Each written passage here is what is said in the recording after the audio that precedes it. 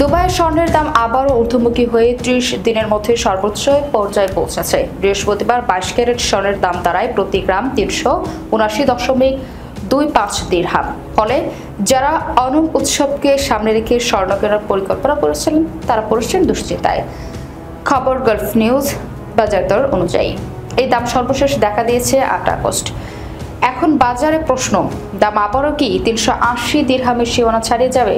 বিশেষজ্ঞরা বলছেন দাম ৩৭৮ থেকে ২৮২ দিরহামের মধ্যে ওঠানামা করতে পারে এবং পরিস্থিতি অনুকূল হলে ৩৮৪ দিরহাম পর্যন্ত পৌঁছাতে পারে। খুচরা বিক্রেতারা বলছেন দাম এভাবে বেড়ে গেলে অনম উপলক্ষে বিক্রি মারাত্মকভাবে ক্ষতিগ্রস্ত হবে।